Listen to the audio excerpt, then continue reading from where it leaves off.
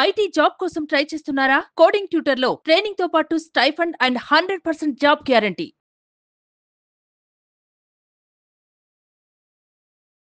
First of all ఎపిసోడ్లోకి వెళ్లే ముందు క్లాసెస్ గురించి ఇన్ఫర్మేషన్ అందరూ అడుగుతున్నారు. ఎక్కడెక్కడ నిర్వహించబోతున్నారు, డేట్స్ ఏంటని ఒకసారి వాటి గురించి. ఓకే అమ్మ, మనకి ఇప్పుడు 2024 సెప్టెంబర్ 8 వచ్చి మనకి తిరుపతిలో ఉంటుందండి. అలాగే 15th సెప్టెంబర్ వచ్చి మనకి రాజమండ్రిలో ఉంటుంది. 22nd సెప్టెంబర్ వచ్చి మళ్ళీ హైదరాబాద్లో రెగ్యులర్ క్లాస్ ఉంటుంది. 29th సెప్టెంబర్ వచ్చి మనకి అనంతపురంలో ఉంటుంది. అలాగే 6th అక్టోబర్ వచ్చి విజయవాడలో ఉంటుంది. 27th అక్టోబర్ వచ్చి బెంగళూరులో ఉంటుంది. వీరైనా తొందరగా ఎన్రోల్. నమస్కారం డాక్టర్ శ్రీ అనంతకృష్ణ స్వామి గారు. నమస్కారం అండి. 663వ మనీ మంత్ర వీడియో. ఎస్, ప్రీవియస్ వీడియోలో చిన్న లైట్ పాయింట్లు అనిపించినా కూడా ఆధ్యాత్మిక చైతన్యం గురించి ఓషో రజనీష్ చెప్పినటువంటి మాటని గుర్తు, ధ్యానం అనేది ఒక మొత్తం లాంటిది. ఎస్, దాంట్లో కనుక ప్రవేశించిన తర్వాత ఏం చేయగలుగుతామంటే ఏమీ చేయలేం, కానీ దానికి ఒక పవర్ ఉంటుంది అనేటువంటి విషయాన్ని గుర్తు చేశారు. Really great. Coming to subject, ఈ వీడియోలో ఏం చెప్తున్నారు? ఇక్కడ విచిత్రం ఏంటంటే నేను ఇలాగే ఉంటాను, ఎంతకంటే ఏం చేయలేను. మా అమ్మ నాన్న వాళ్ళు, మా పూర్వీకులు ఇలాగే ఉన్నారు, నేను అలాగే ఉండాలి. వాళ్ళు ఏదైతే చెప్పారో అదే చేయాలి. వాళ్ళ నమ్మకాలు అట్లాంటివి. నేను కూడా అది ఖచ్చితంగా పాటించాలి.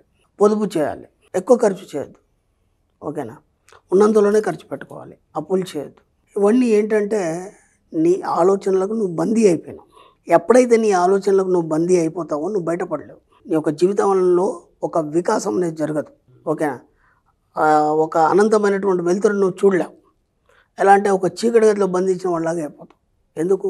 నీ ఆలోచనలన్నీ నువ్వు బంధించేసుకున్నావు. ఎవడు మాట వినవు, అన్నీ నీకే తెలిసినట్టు మాట్లాడుతావు. ఏమన్నంటే మన వాళ్ళు చెప్పారని చెప్తావు. వాళ్ళు చెప్పారు, నేను కాదంటాంలే. కానీ అప్పటికిప్పటికి చాలా మా పరిస్థితులు మారిపోయినాయి. పరిస్థితుల కనంగా నువ్వు మారకుండా మళ్ళీ ఆ పాత పద్ధతిలో పట్టుకుని కూర్చున్నావు అనుకో, ఎలా ముందుకు ఎదుగుతావు నువ్వు, ఓకేనా? డబ్బు పట్ల అయితే చాలా భయం. ఎంత భయం అంటే ఒక 10 లక్షలు వచ్చాయంటే వాటిని లెక్క పెట్టడానికి భయం. వాటిని జాగ్రత్త ఇంటికి తీసుకెళ్ళడానికి 100 సార్లు భయపడతాడు వాడు. అఫర్మేషన్ చేసుకుంటాడు, జాగ్రత్త తీసుకెళ్ళాలి, లేకపోతే ఏమైనా అయితే ఎలా. మనము ఒక సినిమాలో బ్రహ్మానందం గారి జోక్ చూసాం. 10 లక్షలు 20 లక్షలు ఏమో అంటే, 20 లక్షలు రా, ఇట్లా ఎన్నో చూస్తున్నాను నేను, డబ్బు నాకు లెక్కన అంటాడు వాడు. అని ఊరికే జస్ట్ ఇట్లా బ్యాంక్లో ఇట్లా పెట్టేసి మాట్లాడుతుంటే బ్యాగ్ కొట్టేస్తారు.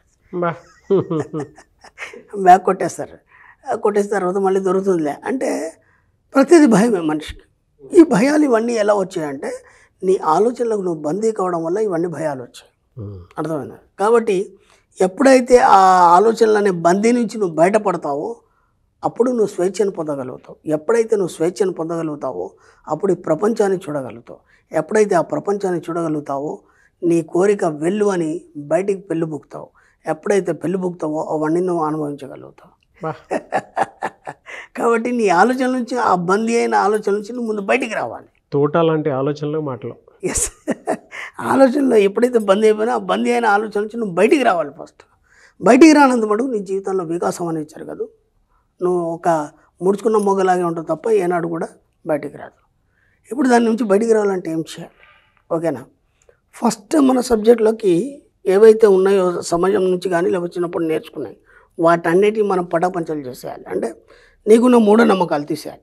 ఫస్ట్ ఇది ఇలాగే చేయాలి, ఇది అలాగే చేయాలి, వాటన్నింటినీ తీసేయాలి. 2 చాదస్తాలని తీసేయాలి. చాదస్తాలు, మూఢనమ్మకాలు వేరు, నమ్మకాలు వేరు. మళ్ళీ ఆ నమ్మకాలని తీసేయాలి. ఎందుకంటే ఈ అనంతమైన సృష్టిలో ఇది ఇలా చేయాలి, ఇది తప్పు, ఇది మంచి అనేది లేదు. మన సబ్జెక్ట్లో మంచి చెడులు అనేది లేదు. నువ్వు ఏదైతే కాషన్ ఇస్తావో విశ్వం అదే చేస్తుంది నీకు. ఎందుకంటే ఎన్నోసార్లు చెప్పాను, విశ్వం నీ సేవకుడు. మీ యొక్క సర్వెంట్ ఉన్నాడు, టీ పెట్టమంటే టీ పెడతాడు, కాఫీ పెట్టమంటే కాఫీ పెడతాడు. ఆ టీకి కాఫీ వాడు సంబంధం లేదు, నువ్వేం చెప్తే అదే చేస్తాడు. కాబట్టి ముందు ఇవన్నీ వదిలిపెట్టాలి. చాలాసార్లు మూఢనమ్మకాలు ఇవన్నీ వదిలిపెట్టాలి. ఇంకొక మాట చెప్పుకున్నాం ఎన్నోసార్లు మనం, ప్రకృతికి పక్కవాడికి ఇబ్బంది పెట్టదు. కానీ నువ్వు ప్రతిదీ నమ్ముతూ పోతే నీ జీవితం అనేది ఎలా తయారవుతుందంటే వికాసం అనేది జరగదు. అంటే నువ్వు ప్రతిదీ మూఢంగా నమ్ముతూ అదే నిజం అన్న నిజమైన సత్యాన్ని అలాగే అంచేసి దాంతో జీవనం చేస్తున్నావు. కాబట్టి ఒరిజినాలిటీ అనేది తెలుసుకోలేకపోతావు. అంటే ఇదంతా దీనికి కారణం ఏంటంటే నీ ఆలోచనలు బందీ అయిపోయి ఉన్నాయి. కాబట్టి ముందు దాని నుంచి బయటపడాలి. ఇవి చాదస్తాలు, మూఢనమ్మకాలు ఇవి పక్కన పెట్టేసినాం. ఆ తర్వాత వాడు చెప్పేది వినడం మానేయాలి. ఎందుకంటే ఇప్పటిదాకా బోలేడు ఉన్నాం కదా, ఆ మాట కూడా చెప్పాను నేను. 40 సంవత్సరాల వరకే ఇతరులను అడగాలి. ఆ తర్వాత అప్పు కానీ లేకపోతే సలహాలు కానీ అడగడం మానేయాలి, వినడం కూడా మానేయాలి. వినడం కూడా మానేయాలి. అంటే ఎవరేదో సలహాలు చెప్తుంటారు, ఎవరేదో చెప్తుంటారు, వినడం కూడా మానేయాలి. ఆ తర్వాత నీకంటే ఒక స్పెషల్ ప్రపంచాన్ని తయారు చేసుకోవాలి. ఆ ప్రపంచం ఎలా ఉండాలంటే నువ్వేంటనేది ఎవరికి అర్థం కావద్దు. అర్థమైంది? నువ్వేంటనేది ఎవరికి అర్థం కావద్దు. అంటే అందరూ మనం ఏమనుకుంటారంటే ఇలా ప్రవర్తిస్తున్నాడు ఏంటి అని అందరు అనుకుంటారు. అయినా పర్లేదు, కొన్ని రోజులు నీ ప్రపంచంలో నువ్వు హాయిగా స్వేచ్ఛగా జీవించడం అలవాటు చేసుకుంటే అప్పుడు బయట ప్రపంచంలో నువ్వు ఎలా ప్రవర్తించాలి, ఎలా సంపాదించాలి, ఎలా ఉన్నతంగా ఎదగాలి అనేది అప్పుడు నీకు అర్థమవుతుంది. కాబట్టి ఏం చేయాలి? నువ్వు ముందు ఎప్పుడైతే నువ్వు ఆలోచనలతో బందీ ఉన్నాయో దాని నుంచి బయటకు రావాలన్నప్పుడు నీ ప్రపంచంలో నువ్వు ఒంటరిగా జీవించాలి. సమయం గురించి దేని గురించి పట్టించుకోవద్దు, బాధ్యత మాత్రం వహించాలి. ఎందుకంటే నువ్వు దాంతో కలిసి ఉన్నావు కాబట్టి. అలాగే ఎవరి మాట వినద్దు. మన సబ్జెక్ట్లో ఎవరి మాట వినాం. మన సబ్కాన్షియస్ మైండ్ ఏం చెప్తామో అదే వింటాం మనం. ఇలా మెల్లిగా ఏమవుతుందంటే నీ ఆలోచనలు బందీ నుంచి నువ్వు బయటికి రావాలి. బయటకు వచ్చినప్పుడు ఏమవుతుంది, ఒక్కొక్కటిగా నీకే అర్థమైపోతుంది. అప్పుడు నీ జీవితం ఏంటి, నీ యొక్క జీవితాన్ని గొప్పగా నువ్వు ఎలా నిర్దేశించుకోవాలి, ఎలా ముందుకెళ్ళాలి, ఎలా ఒక ఉన్నతంగా తయారు చేసుకోవాలి, ఆటోమేటిక్గా నీకే తెలుస్తుంది. ముఖ్యంగా నీ ఏవైతే ఆలోచనలు ఉన్నాయో వాటితో నువ్వు ఫిక్స్ అయిపోయి ఇదే నిజమని మాత్రం ఎక్కడ కూడా నమ్మద్దు. నమ్మేవంటే మాత్రం నువ్వు బయటికి రాలేవు. ముందు వాటి నుంచి బయటికి పడాలన్నప్పుడు నిన్ను నువ్వు ఒంటరిగా ఉండి తయారు చేసుకొని ఏదాన్ని కూడా నమ్మకుండా. ఎందుకంటే చిన్నప్పటి నుంచి మనం వినున్నాం, ఒక బూచాడు అన్నాం, బూచాడు లేడు, అది మనకు తెలుసు. ఆయన ఇంకా భయపడుతూనే ఉంటాం. ఆలోచన బందీ నుంచి నువ్వు బయటికి రాలేదు, ఆ రానంత మటుకు భయపడుతూనే ఉంటాం. ఒకసారి బూచాడు ఎక్కడ ఉంటాడు వెళ్ళి చూసేస్తే తెలుస్తుంది కదా ఉన్నాడా లేదా. అవును.